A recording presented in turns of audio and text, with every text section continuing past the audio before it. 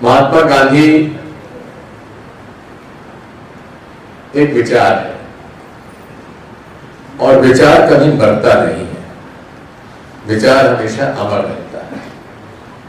और इसीलिए जैसा कि मेरे पूर्व वक्ताओं ने कहा है, हम लोगों ने महात्मा गांधी को एक औपचारिकता स्वरूप 2 अक्टूबर 30 जनवरी का तक सीमित कर दिया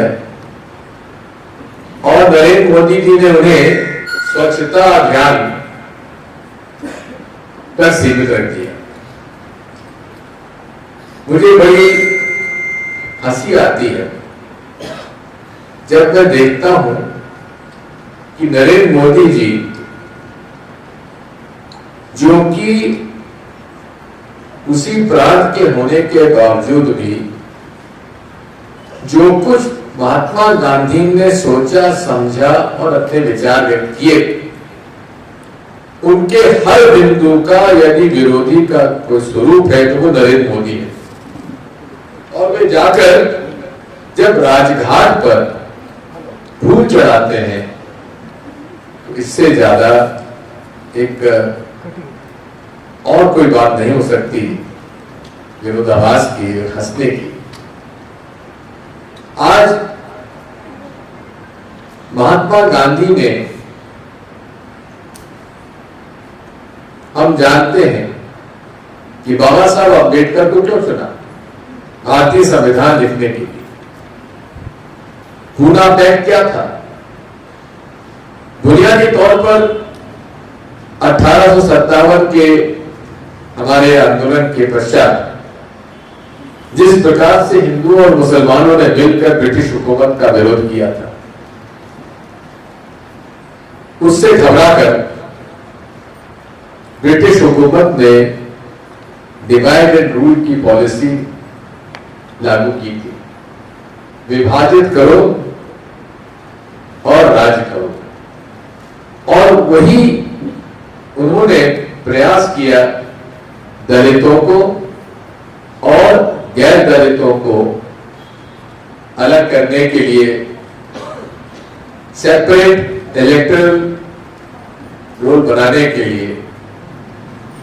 लेकिन महात्मा गांधी ने पूना पैक्ट बाबा साहब अम्बेडकर से करके उन्होंने दलितों पे और गैर दलितों के बीच में जो डिवाइड एंड रूल का जो एक षड्यंत्र था उसे उन्होंने रोक दिया। लेकिन मुसलमानों और हिंदुओं के बीच में जो एक खाई पैदा कर दी, उसे हम लोग आज तक नहीं मिटा पाए। और यदि आप इतिहास देखेंगे तो सांप्रदायिक उन्माद फैलाने वाले इस्लामिक संगठन और धार्मिक उन्माद फैलाने वाले हिंदू संगठन, दोनों का गठन लगभग एक समय ही हुआ था। और उसमें आप देख रहे हैं कि उसी ने हमारा, उस विचारधारा ने हमारे देश का विभाजन किया और उस देश के विभाजन में लाखों लोग बेघर ही हुए और लाखों लोग की जान चली गई। मैं उस समय के नेतृत्व को, पंडित जवाहरलाल नेहरू, सरदार वल्लभ भाई पटेल, गुलाम आजाद जैसे लोगों को बधाई देता हूं, जिन्होंने भारत के विभाजन के द्वारा पैदा हुआ जो नफरत का बीज हिंदू और मुसलमानों में हो गया था, उसे उन्होंने बांटने में से सफल हुए। और यह भी एक कारण बना जिस प्रकार से महात्मा गांधी की हत्या नाथूराम गोडसे ने कर दी, उससे भी लोगों को इस बात को उन्हें समझ में बात आई कि आखिर ये वो लोग हैं, ये वो विचारधारा है जो कभी भी भारत का जो एक मूल तत्व है, मूल आधार है, विविधता में एकता, ये ठीक उसके विपरीत है। भारत का जो आज स्वरूप है वो पहले कभी नहीं रहा। और मुझे बड़ा आश्चर्य होता है जब भारतीय जनता पार्टी के लोग कहते हैं एक हो जाओ, हिंदू धर्म खतरे में। अरे मुसलमानों के 450-500 साल के साम्राज्य में हिंदू धर्म को कुछ नहीं मिला।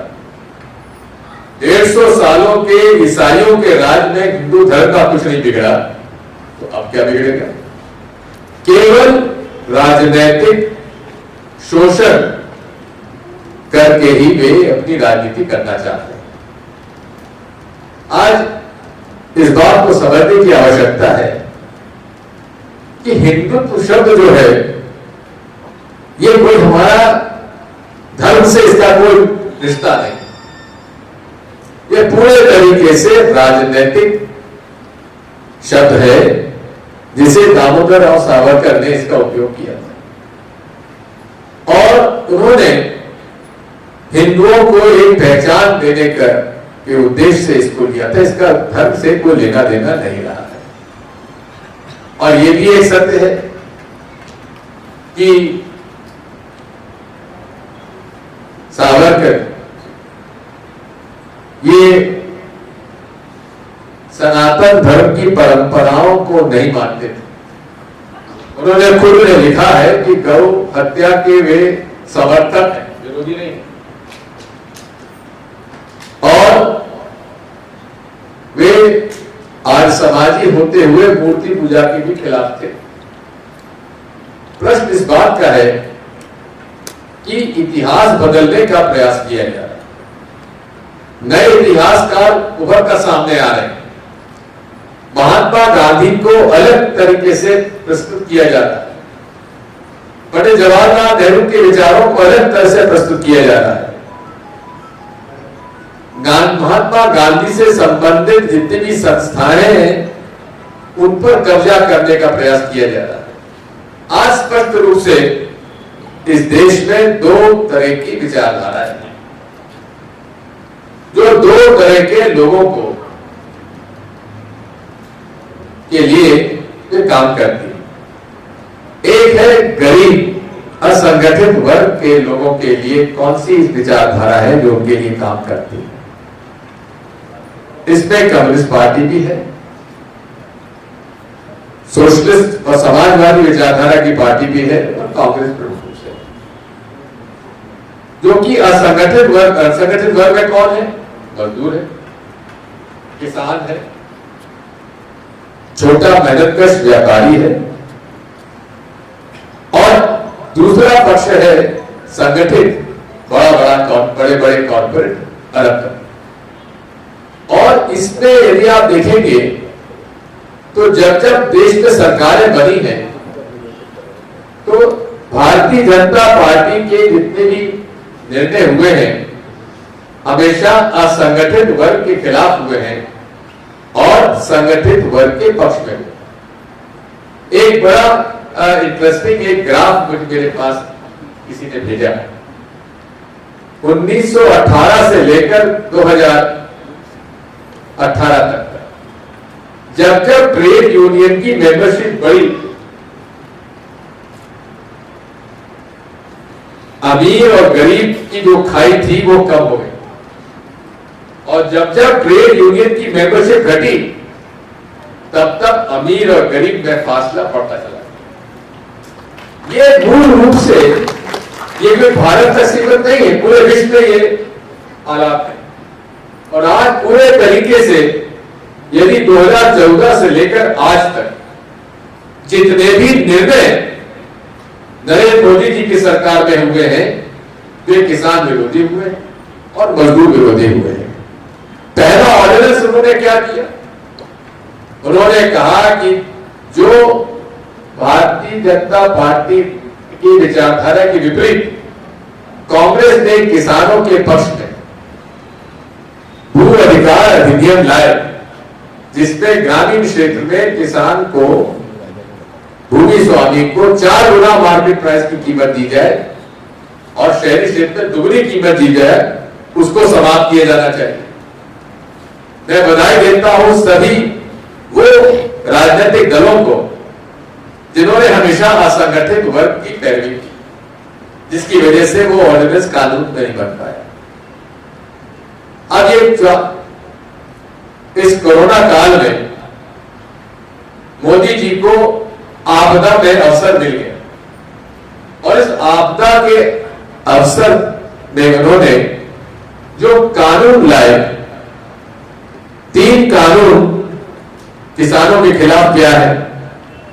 पहला, मंडी समाप्त कर दो, मंडी समाप्त कर बड़े व्यापारियों को मंडी खोलने का मौका दे दो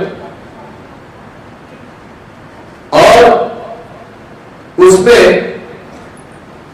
अगर पेमेंट में देरी होती है, पहली बात तो यह है कि उन्होंने कह दिया कि डिलीवरी की रसीद किसान पहले देगा और 3 दिन के अंदर पेमेंट कर देगा। यदि पेमेंट नहीं करता है तो वो जाएगा एसडीएम के पास। एक तरफ होगा बड़ा व्यापारी जिसके पास बड़े बड़े वकील हैं, दूसरी तरफ होगा छोटा सा किसान। अब आप बता सकते हो एसडीएम साहब किसके पक्ष में फैसला करें, और एसडीएम साहब का फैसला हो भी गया तो अपील कर जाएगी कलेक्टर साहब के पास। वहां भी हालात आप देख रहे हैं क्या हालात है, और उनके फैसले के बाद कहां अपील होगी? भारत के जॉइंट सेक्रेटरी के पास। जो मसले प्रदेश में निपट जाते थे वो अब दिल्ली में निपटेंगे। अब आप बताइए, वो छोटा सा किसान 2 एकड़ 5 एकड़ 10 एकड़ किसान कहां तक लड़ेगा? अभी बताइए, मंडी कानून समाप्त करने का जो निर्णय है वो किसके पक्ष में? किसान विरोधी के विरुद्ध, किसान के पक्ष में है या व्यापारी? बड़े बड़े व्यापारी, मध्यम व्यापारी के पक्ष में, बड़े बड़े कॉर्पोरेट से। और ये वर्ल्ड ट्रेड ऑर्गेनाइजेशन के अंदर निरंतर जो गैप है जनरल ट्रेड एग्रीमेंट, उसमें ये बात कई वर्षों चली आ रही है कि विदेशी कंपनियों को भारत की अर्थव्यवस्था में प्रवेश का मौका मिले। और 93-94 में स्वर्गीय प्रणब मुखर्जी साहब कॉमर्स मिनिस्टर थे, उन्होंने कहा था कि हमारी कोई भी नीति गरीब किसान या गरीब उपभोक्ता के साथ के खिलाफ नहीं हो सकती, उस पर हम समझौता नहीं करें। 2015 में उन्होंने गुप्त रूप से समझौता कर लिया और ये ऑर्डिनेंस जो 3 आए हैं उन्हीं के लिए लाए गए। दूसरा समझौता क्या है कि आप बड़े उद्योगपतियों को कॉन्ट्रैक्ट फार्मिंग की इजाजत दे रहे हैं, यानी कि ईस्ट इंडिया कंपनी फिर से आ गई। और जिस ईस्ट इंडिया कंपनी ने चंपारण में नील की खेती के लिए समझौते किए हुए थे, वही अब ईस्ट इंडिया कंपनी बड़े बड़े विदेशी कंपनियों और बड़े बड़े भारतीय कॉर्पोरेट के साथ समझौता करके कॉन्ट्रैक्ट फार्मिंग करेंगे। और एक तरफ बड़े बड़े एग्रीमेंट साइन होंगे जिनको समझने की कोई चांस नहीं है कि वो हमारा छोटा किसान उसको समझ जाएगा। कहेंगे तुम दस्तखत कर दो, ये तुम बीज लो, ये तुम खाद लो और इस रेट में तुमको अपना माल बेचना पड़ेगा और इतने रेट में बेचे हम खरीदेंगे। अब उसी कृषि उत्पाद का भाव 2000 रुपए क्विंटल से बढ़कर 2500 रुपए क्विंटल हो गया तो वो उसको नहीं मिलेगा, उसको 2000 रुपए क्विंटल के भाव मिलेगा। तो दूसरा जो अध्यादेश है वो केवल किसान को बांधकर वापस ईस्ट इंडिया कंपनी की तरह ले जाना चाहते। तीसरा क्या है? उपभोक्ताओं के पक्ष में पंडित जवाहरलाल नेहरू ने एसेंशियल कमोडिटीज एक्ट लाया, या कि काला बाजारी और जमाखोरी के खिलाफ। अब इन्होंने उसको बुक कर दिया और ये कह दिया कि अगर युद्ध हो रहा होगा, यदि अकाल पड़ रहा होगा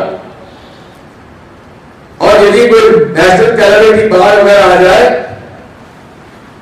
तो जो सब्जी फल वगैरह है उसकी कीमत अगर 100 गुना मतलब दुगनी हो जाए तो ही आप उसमें ला सकते हैं, या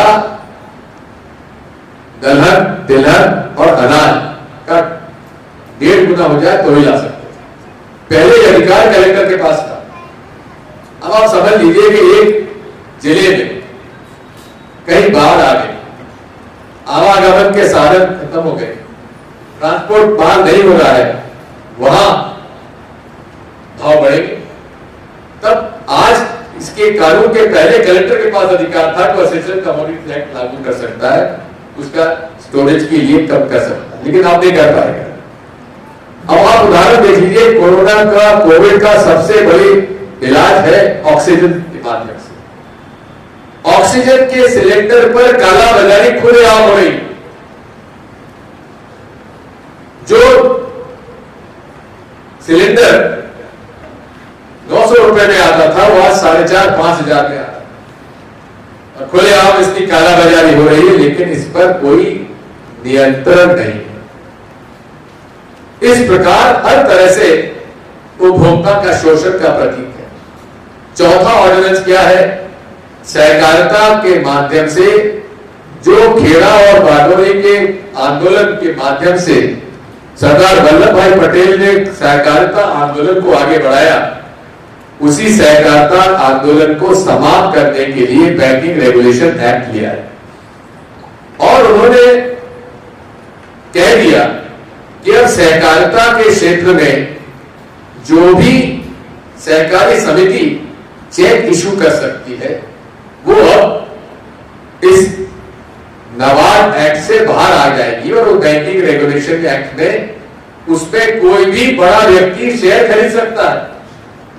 यानी कि लाखों करोड़ की संपत्ति जो आज सहकारी बैंक, सहकारी संस्थाओं की है, उस पर बड़े लोग शेयर खरीदकर कब्जा कर सकते हैं। ये चारों कानून जो है मुख्य रूप से किसान विरोधी है और असंगठित क्षेत्र के विरोधी है।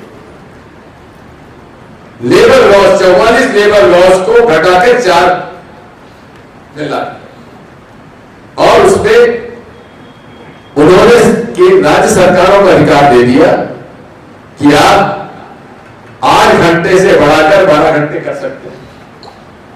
ट्रेड यूनियंस को ये अधिकार था कि रजिस्ट्रार ऑफ ट्रेड यूनियन के सामने अगर वो जाता है तो वो बाध्यता थी कि उसका रजिस्ट्रेशन करे, और पहले 3 जिनके पास सबसे ज्यादा रजिस्ट्रेट है वो मान्य ट्रेड यूनियन हो जाती।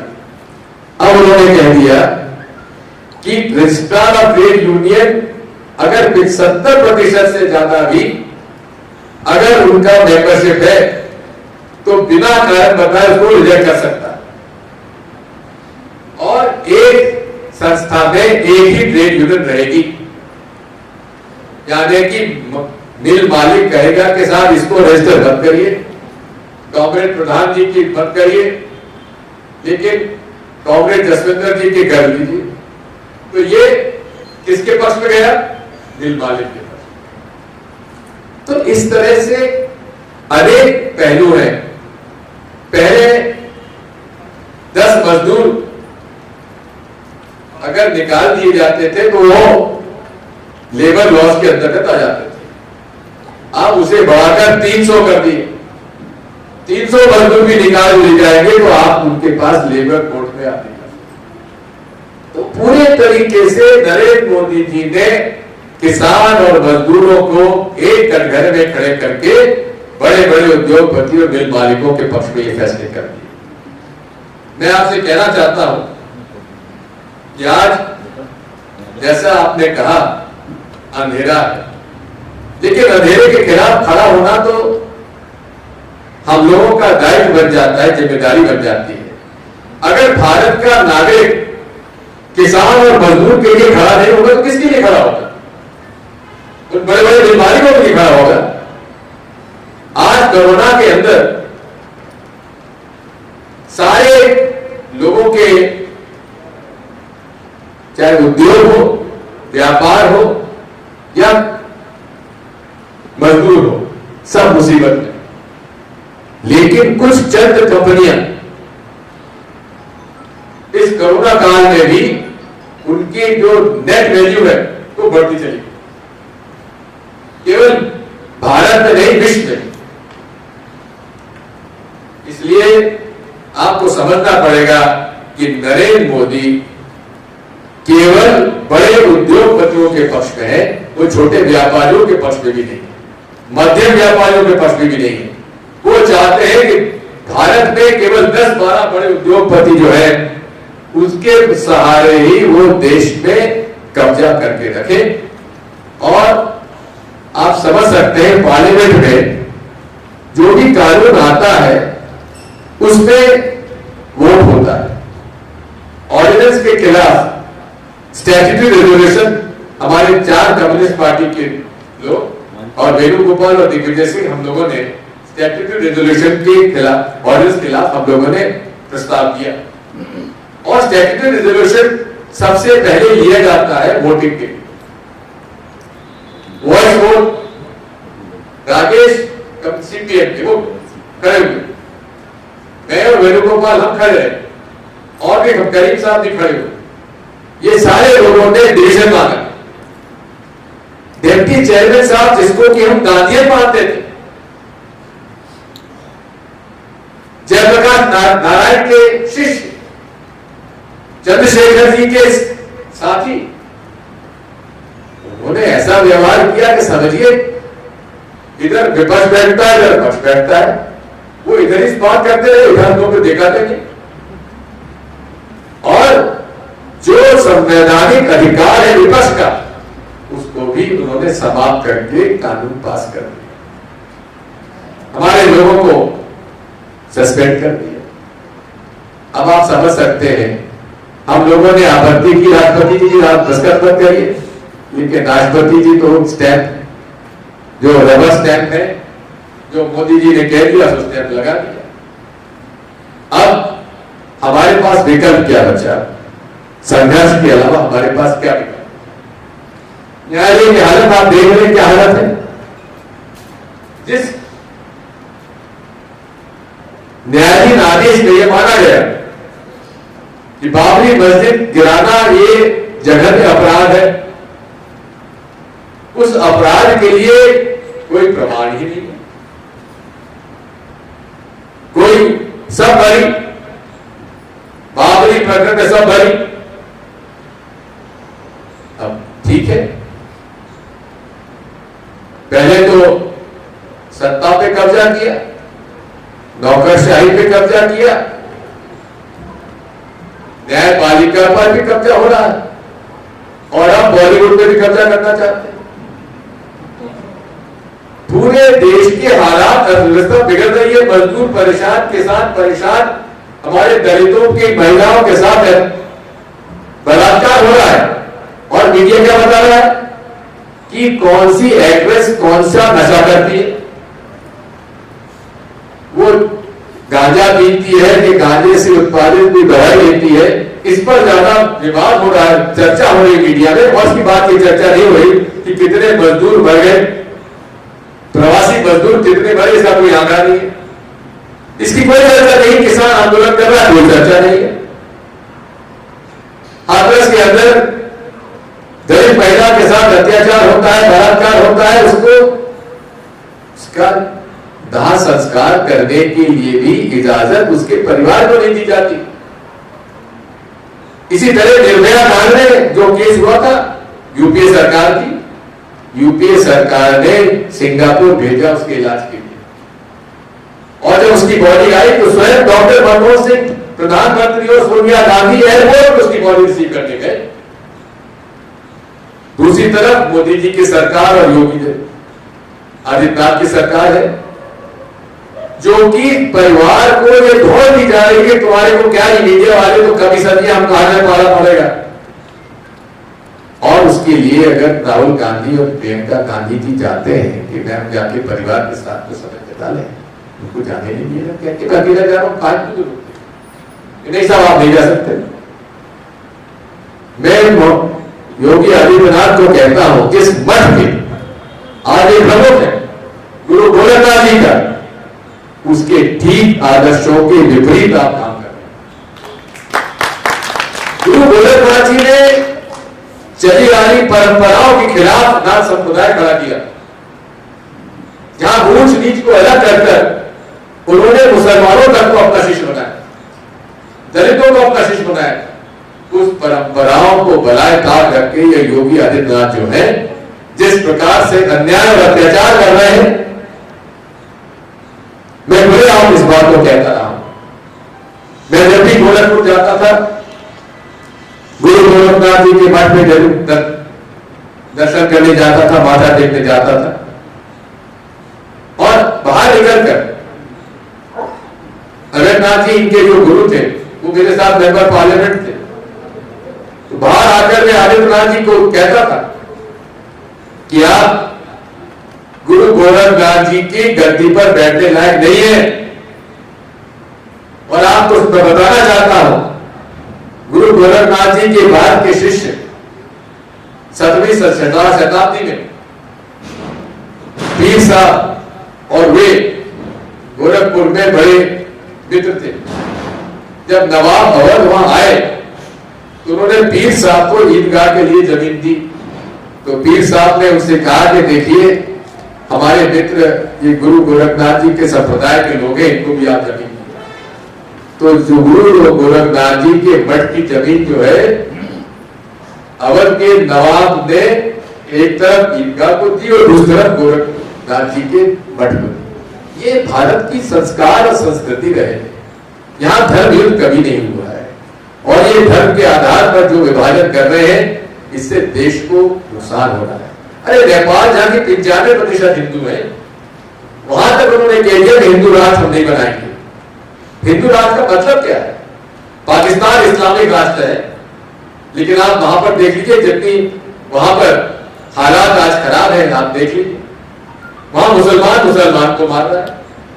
आतंकवाद का कोई धर्म नहीं होता है, अहंकार और नफरत यही हिंसा पनपाती है, और ये हिंसा पनपाकर आतंकवाद को जन्म देती है। मैं आज इस अवसर पर आपसे इतना ही कहूंगा कि आपकी इस लड़ाई में मैं आपके साथ हूं। जहां कहेंगे चलेंगे, जहां चले कहेंगे गिरफ्तारी देंगे, और इस अंधकार में मोमबत्ती दिया और रोशनी लेकर इस असंगठित किसान मजदूर और गरीब की लड़ाई लड़ने के लिए हम पहले भी तैयार थे, आज भी रहेंगे, और यही सबसे बड़ी महात्मा गांधी जी के स्मृति में उनके प्रति श्रद्धांजलि होगी। आप सबने मुझे अवसर दिया, मैं आपका